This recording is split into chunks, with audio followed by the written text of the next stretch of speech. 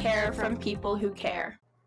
Hello! Today we are here at the Outreach Teen and Family Services Office. We're your podcast hosts, Jackie and Gina, and we're here today with Grace Myers, Erin, Chen, OCC members, and Mary Birks, Outreach's Executive Director.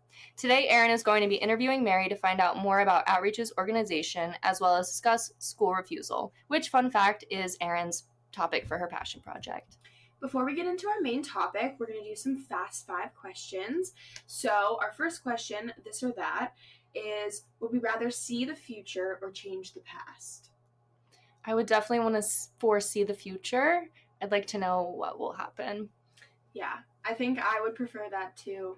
I wouldn't want to change the past because I'd be scared that it would change the present and the future. So definitely see the future. I agree. I'd rather see the future. I would probably want to see what was coming up ahead. Yes. I'm super stubborn. I'd probably just stay in the present. Yes. I think I'm completely different, and I think I'd like to go back to the past. Whoa. Yeah. My mind thinks very past-orientedly, actually. Okay. So yeah, I think I'd go back to the past. Interesting. I don't know if I would change anything. Yeah, but Or just want to relive like happy memories. That True. I know are, That's that I nice. know are there. Yeah. That's nice. yeah, I like That's that. so true. All right, guys. Cadbury's or Hershey's? Cadbury's. I would say Hershey's.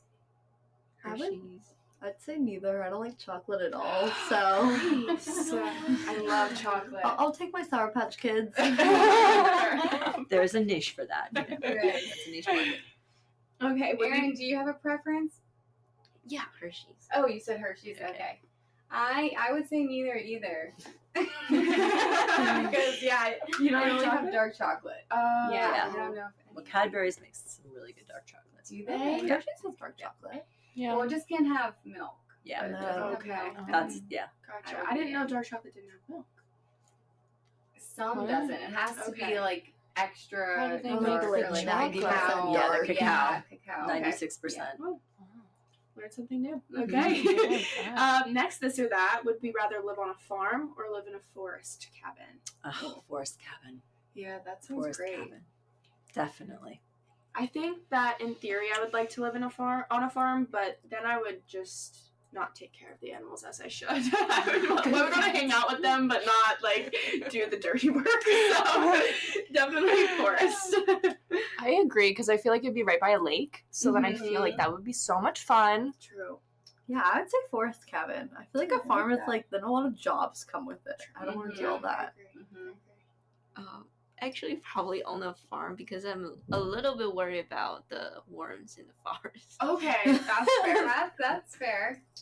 I'm really conflicted because I feel like if I lived in a forest cabin, I would channel my Taylor Swift like folklore Yes. girl.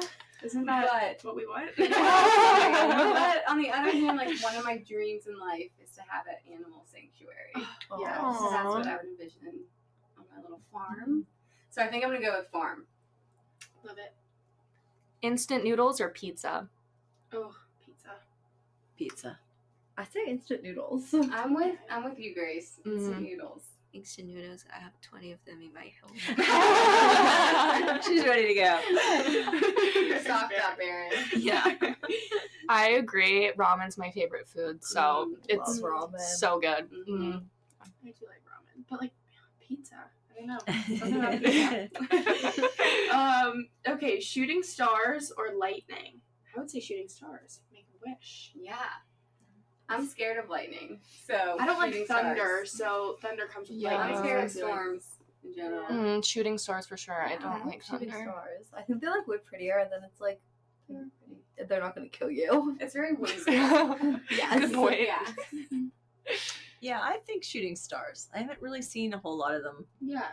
But when you do, it feels like this ethereal thing. Yeah. Just Mhm. sort of this really captured a moment in space. Yeah. And I like that. I totally agree. Shooting Yeah. stars for sure. We would like to pause and thank St. Clair Health for being our annual sponsor for the 3rd year of our podcast. At St. Clair Health, we're always improving, building on our commitment to face the challenges of today, making an impact on the communities we serve, so we can be stronger together. St. Clair Health, Expert care from people who care. So for the first half of our podcast, Erin is going to be interviewing Mary about outreach, and we're just going to learn a little bit more about how everything started. So Erin, if you want to take it away. Thank you, Gina and Jackie. Thank you so much, Mary, for joining us. Sure. Happy to be here. Yeah. So my first question is, how was Outreach Teens and Family Services found? What was the story behind? There's a wonderful story behind the beginnings of Outreach Teen and Family Services. We were created from within. It's a grassroots organization, and back in the late 60s, early 70s, we had a lot of teenagers who were making interesting life choices that were not in their best interest, shall we say. And we have a community relations board here in Mount Lebanon, and if there's a question or concern or something going on in your neighborhood, you can reach out to them and have them bring it to the attention of the municipality. So a lot of people were contacting them and saying these kids are out of control and we need to do something about this, and brought in the police department. And we had a chief of police at the time who is purported to have said, "I'd rather have counselors in the back of my car than kids." And that's sort of how Outreach came to be, is that there were some very caring people within the community who were social workers, who were counselors, and they said, "We'll go out to talk to the kids." So he used to drop, the police would drop the counselors off at the park or at the high school smoking area. Hard to believe, but yes, there was one, two actually. And they'd have conversations about, and just listen to what the kids were talking about. And I think one of the main things about this kind of action is that when teenagers are engaged in risky behaviors or engaging in drug and alcohol use, it sort of they are masking other things, really. They're self-medicating, so they're masking other issues in their life. So it started that way. We had a small office then, an uptown, where it was sort of a drop-in center where the counselors would say, "Why don't you come up after school? We need to get you back into school, but after school, why don't you come up and we can talk about things?" And then they did a lot of adventure kind of things. They would go down to Ohio Pile, they'd do rock climbing, they'd do whitewater rafting. And so they had a great time doing that, which was, in the words of my brother and sister who were clients here at the time, it was another way of getting high. And so they wanted to replace this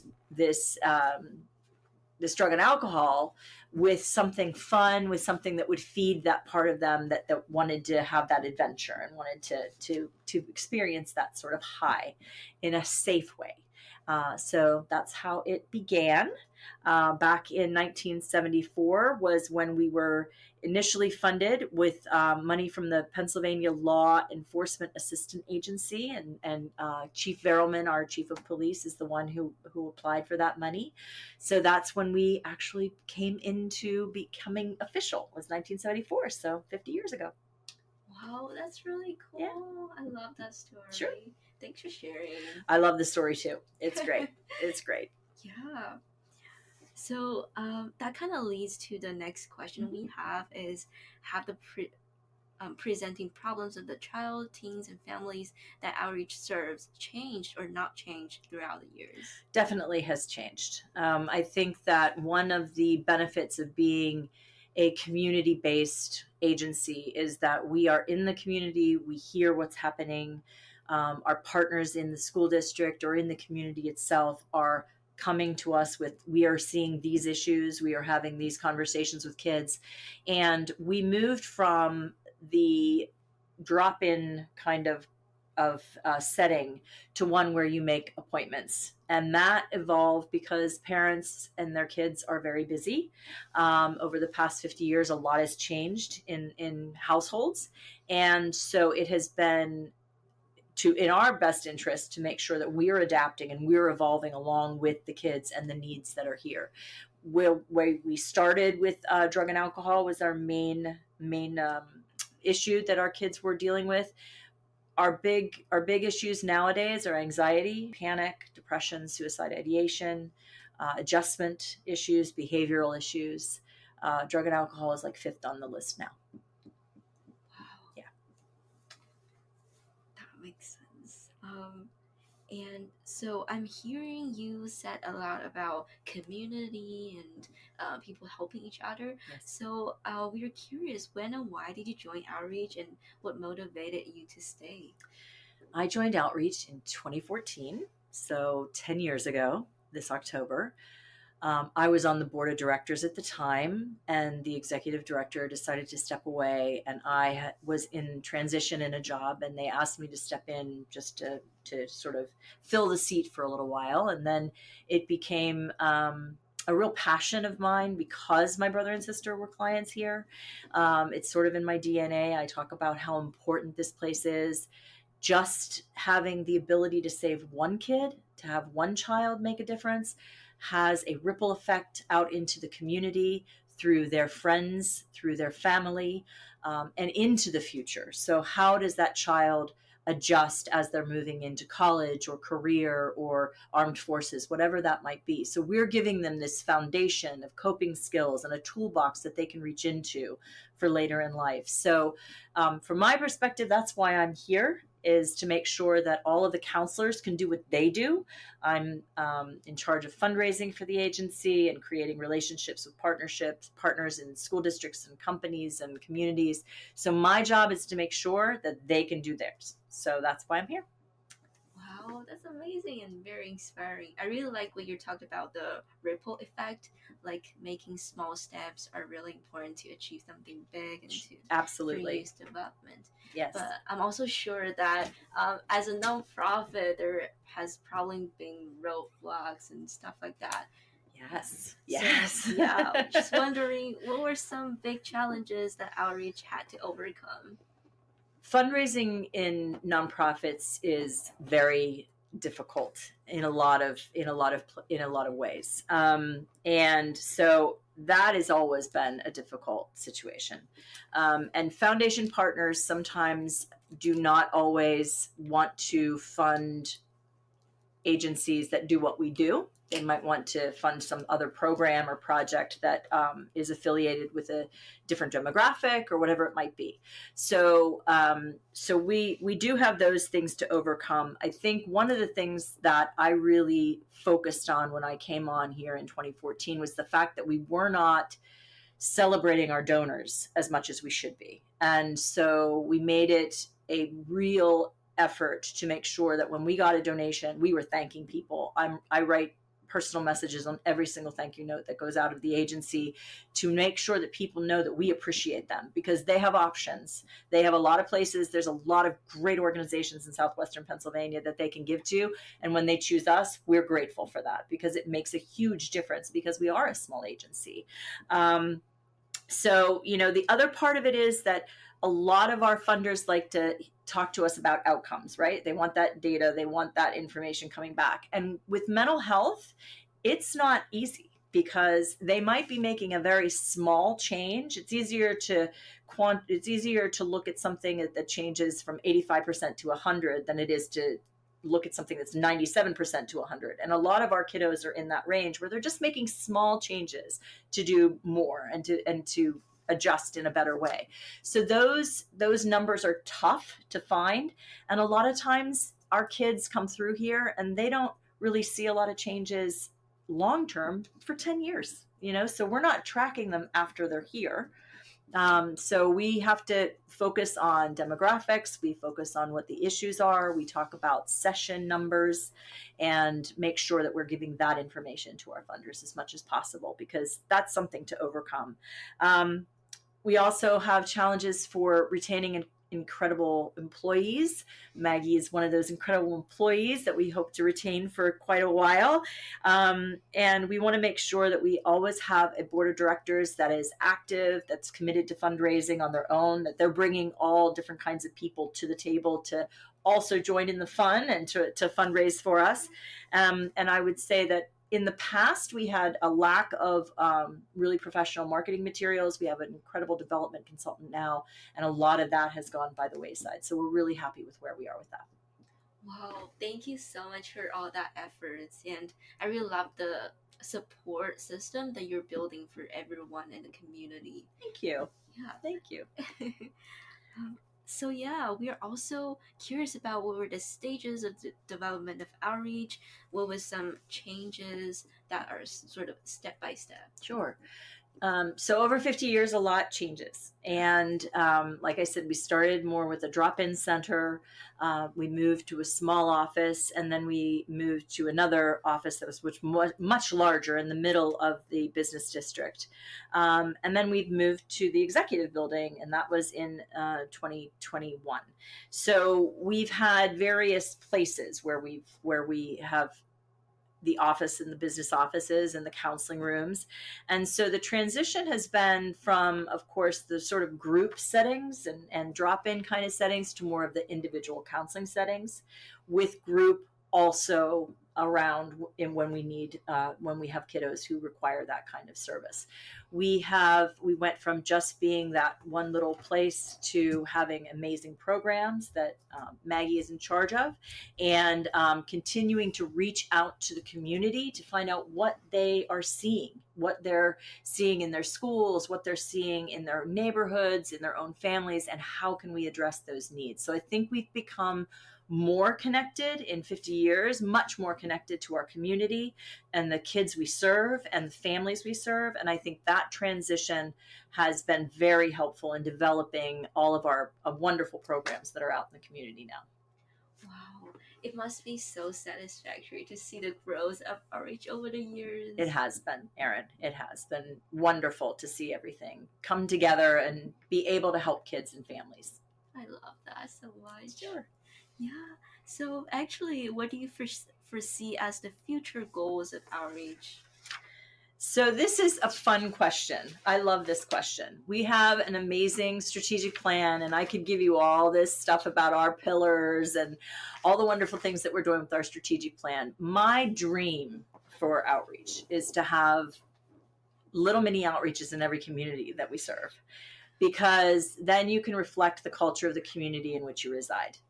And ultimately to have a holistic center of care where kids and families are able to come for mental health counseling, for coaching, for workshops, for programs, everything under one roof, and to be able to supply that in a way that is beneficial to multiple communities in one spot. It is something that we're striving for. It requires a great deal of financial investment, and so almost like a startup that you sort of need to have like angel funders to come in and give you a lot of money in order to create something like that. But that would be, from my perspective, one of my big dreams, so that we are able to meet the needs of more kids, more families, and meet them where they are. Amazing. I really do hope I could see that happen. Me too, Erin. Me too. Yay. All right. So I remember when talking about the origin of outreach, you mentioned about the phenomena of school refusal among kids. Yes. Yeah, so we would love to learn more about school refusal and the services that outreach offer to those kids and their families. Yeah. According to APA Dictionary of Psychology, school refusal is the persistent reluctance to go to school, which usually occurs during the primary school years and is often a symptom of an educational, social, or emotional problem. School refusal may be a feature of separation anxiety disorder. It may be triggered by a stressor, such as loss of a pet or loved one, a change of school, loss of friend due to a move, or it may occur after a summer vacation when the child has spent more time with a primary caregiver. School refusal is often associated with complaints and physical symptoms such as upset stomach, nausea, dizziness, headache, and anxiety at the start of the day, also called school avoidance or school phobia. So, Mary, we would love to know, what do you consider to be the cause of school refusal, and how is outreach helping the community tackle this issue? So I think that what we see is definitely related probably to social media, to bullying, and to people who are maybe not prepared to get into an environment which is requires them to be held accountable for certain things. Of course, kids want to have fun in the summer and stay home with mom and dad, or have fun and do those things. So those are things that I would think would be part of it. We started as an agency that did help with kids who were truant, and I think their refusal to go, a lot of them, the points that you just read, that ticks off every point of why kids are refusing to go to school. And I think that our ability to have individual counseling sessions with those kiddos, to give them the coping skills necessary, to have them learn social skills even in a school environment. How do you stand up for yourself? How do you do these certain things? All of those things we are trying to provide for them here in a safe, supportive, non-judgmental environment. Thank you so much, Mary. Thank you so much for all the insights and inspirations you sparked here. Thank you. Thank you, Erin, for wanting me to be on tonight. I'm very happy to be here. Thank you. We would like to pause and thank St. Clair Health for their generosity in sponsoring the 3rd season of Teens Tap In. At St. Clair Health, we're always improving, building on our commitment to face the challenges of today, making an impact on the communities we serve so we can be stronger together. By creating reliable resources that recognize all of our neighbors, with access to the highest quality healthcare, advanced care close to home, and a shared humanity that delivers on our joint vision to create a healthier community for all.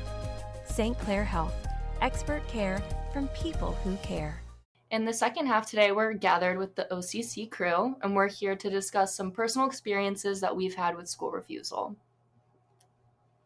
All right, so why don't we start by sharing some of the personal experiences about school refusal and what was the trigger? I haven't had any major experiences with school refusal, but I think a lot of people can probably relate to, I think it makes me think of like senioritis, like senior year, like of high school now and college for me. I'm experiencing it too, but that kind of burnout feeling and the anxiety of, okay, I'm applying to this school, I'm applying to this, like you go through so much in your senior year. And there's a lot of exciting things, but there's also a lot of scary things. And so I think by the end of those 4 years, which is like everything building up, I think it's a lot. And you're kind of just ready to be done. And I think it tends to lead to a lot of kids just signing out and not coming to school or not going to class. For me in college, it's so easy in college to just not go and to fall behind because nobody is, you don't have your parents right behind you being like, what are you doing? Get up, like go to school. So it's so easy to fall behind. But yeah, I would say that's my experience. And I think it's probably extremely common. Very common. I've had like a similar experience as well. Even just like growing up when I was younger, I definitely experienced it a lot. Just like adapting into like school in itself was really hard for me because I had separation anxiety and anxiety in itself. So every morning when I would wake up, I like wouldn't go to school and I would cry and freak out. And my mom and I would get into like arguments all the time. But eventually, like as I grew up, frontal lobe developed and I was like, I'm excited. Yeah. I haven't had like a personal experience with like really bad school refusal. Like I've had some days where I was like, I just can't go do this today. I'm not ready. Like not today. But I've never been like more than a couple days where I was like, refused to go to school. I'm curious, Grace, since you were in middle school when COVID happened and then coming back into the swing of school being in person again. Maybe not you, but I wonder if any of your peers or friends, if like in your experience, was school refusal something that increased in your perspective and experience of COVID or no? The very, very beginning, like right as we were getting back to school, like everyone was there all the time because everyone was like, yes, I'm so excited to get out of the house. But then people were like, it was out of their routine and they're like, wait, I don't like this anymore. I missed being able to like lay in bed on my computer. So I think that there was a lot of people that would just be like, I don't want to go to school. And I think even in college I could relate to that after being online for so long. When I finally got back to in-person classes, I was like, what is this? I don't even remember what it's like to be here, take an in-person test. Like, the first time I had to take a blue book or take an exam, like, in front of me with a pencil and paper after COVID, I was like, oh my, there's so much increased anxiety that I didn't have before because I was so used to it. So I could totally see that, you know, being a factor and people being like, okay, yeah, no, I can't do this right now. It's so overwhelming, that switch from everything being right at the palm of your hand, just on your laptop in your bed, to just, oh my gosh. That is so true. So I guess as a follow-up to Maggie's question and to y'all's to the discussion, have you seen people around experience school refusal, and what are some challenges and difficulties that you saw their family is also experiencing? Yeah, I don't know if I can necessarily speak on the family part, but I've definitely noticed students, especially as you got older. I think for me, it was like once we got into high school, there was like the kids that you knew were never there. And their name would always be called during roll call. You knew they were supposed to be there. You'd see them like once a month, and you'd be like, oh, you do still go to school. Like, at first you'd be like, oh, like maybe they moved. But then you'd see them there, and you're like, oh, and you'd always kind of wonder, but you'd think it was one thing or the other. But I do think that that's something that is even more stressful for them. Like, I can imagine coming in like the one day, and high school kids are high school kids, so they're gonna pry, and you can have someone be like, where have you been? You haven't been here for a month. And I think that just brings everything back up, and it's just so anxiety producing. But I've definitely seen people experience that, even just through passing. I think it's very prevalent in high school, especially just to see that happen. I had an ex-boyfriend who was just like this, and he would never show up ever, and he had a lot of like personal family issues, and so he would just show up maybe like once a month, like what you were saying, and then just dismiss everything, and so that kind of made all of his grades like fall apart. And yeah. I also think there's like people talk and they don't have all the information, and then it becomes this whole story of why this person is no longer in school, and it's this problem, and it's like, okay, but does anyone actually know? Is there any concrete? And then it's like, evidence? and then again, it's that situation where they come back and it's like, oh, everyone's whispering, oh my gosh, blah blah blah blah, like they're finally here, and it's like, this is part of the reason. Like, you're contributing to that anxiety. Yeah, I think from like a different lens, right, from being a counselor here at Outreach who has some clients who are struggling with school refusal, it is such a cycle, right? And when that student does make it to school that one time, I mean, they just beat a battle that day. Because we know school refusal, it's really common that it peaks right before they have to go to school. And that anxiety or the fear that is, or the behavior, or the trigger that is driving this difficulty to get to school is the strongest. And some of my clients even say, well, now I really don't want to go because I haven't been for so many weeks. And now my peers are going to look at me weird, ask me. They know. They know the reality of what happens. And it really does impact every part of their functioning, right? Because then social like life is normally looks different. Academics, right, is now they're so worried that they've missed so much work. How am I going to catch up? Motivation is normally lower. And I think relationships with family. I think it's too, like, a lot of times people just label you as like lazy, or they don't want to do the work. And then you come back and you have all this work to do on top of that and all this stuff, and people are like, oh, like you should have just been here. And it's like, well, like everything else in this world, it's never that simple. Right. Most of us are facing a battle that others know nothing about. I love that. That's actually my motto. Oh yeah? Yeah. Nice. That's your motto, Erin. Yeah. I think it's very true. And it really highlights the importance of really getting to know somebody instead of trying to just create or think snap judgments of others. Yeah. Definitely. Yeah. Yeah.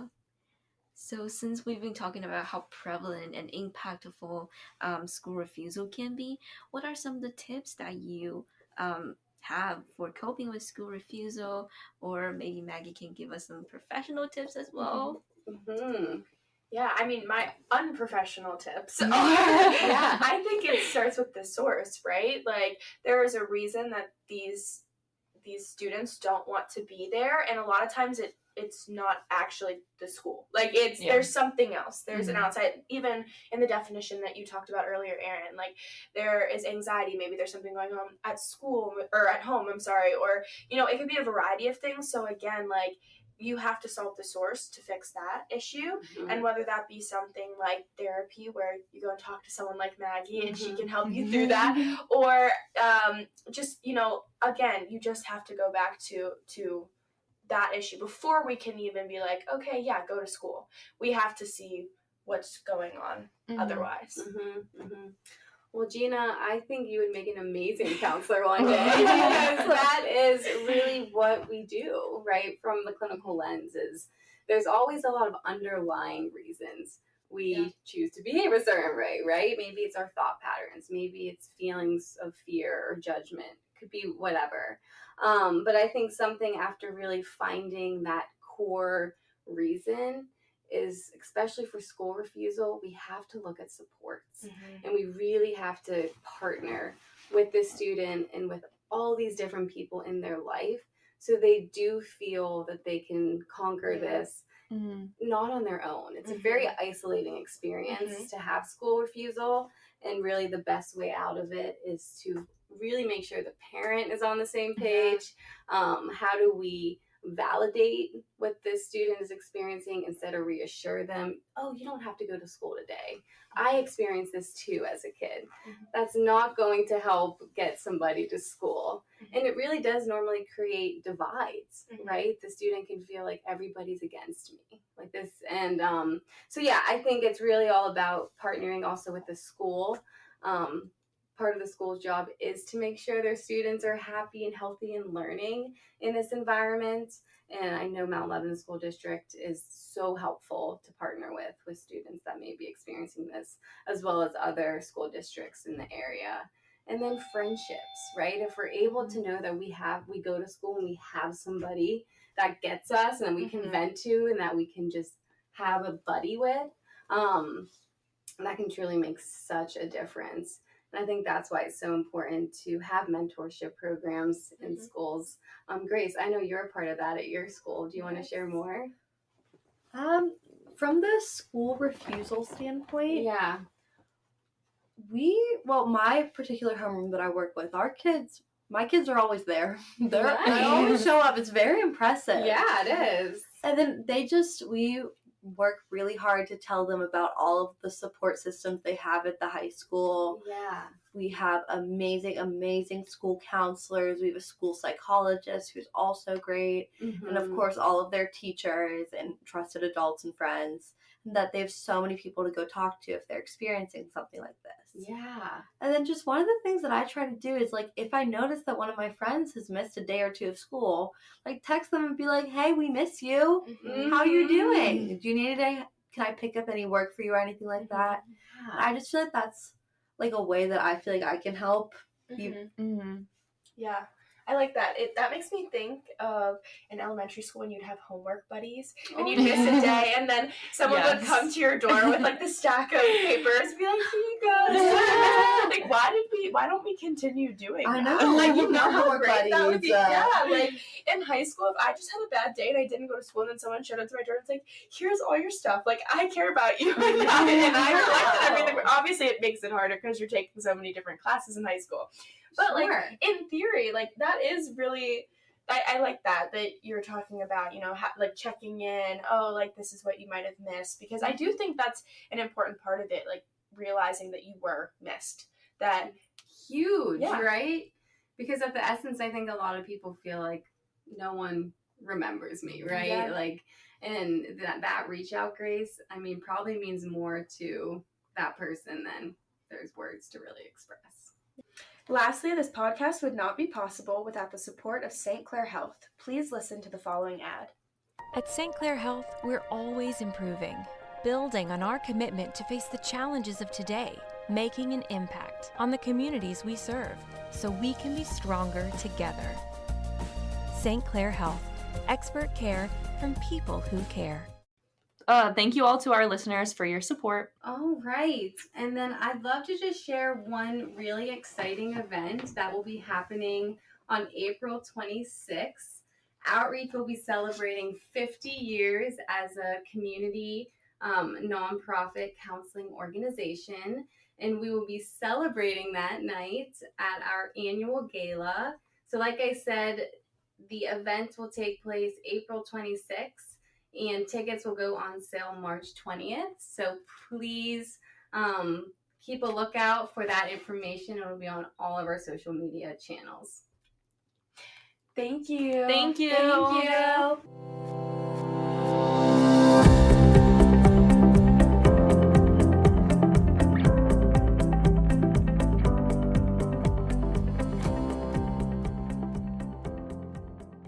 The views and opinions expressed in the Teens Tap In podcast represent the opinions of the hosts and their guests.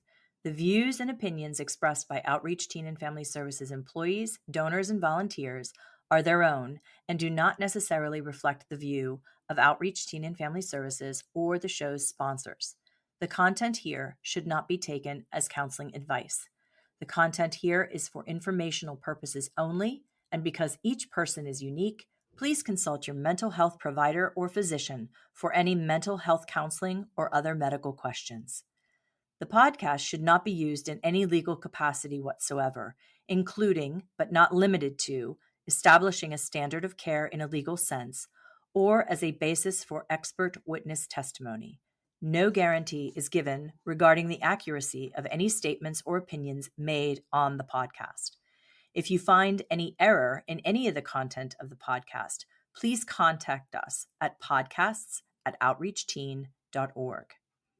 Outreach Teen and Family Services, its sponsors, donors, and partners expressly disclaim any and all liability or responsibility for any direct, indirect, incidental, special, consequential, or other damages whatsoever arising out of any individual's use of, reference to, reliance on, or inability to use this podcast or the information presented in this podcast. Please go to www.outreachteen.org to see the complete notice and disclaimer for the podcast episodes.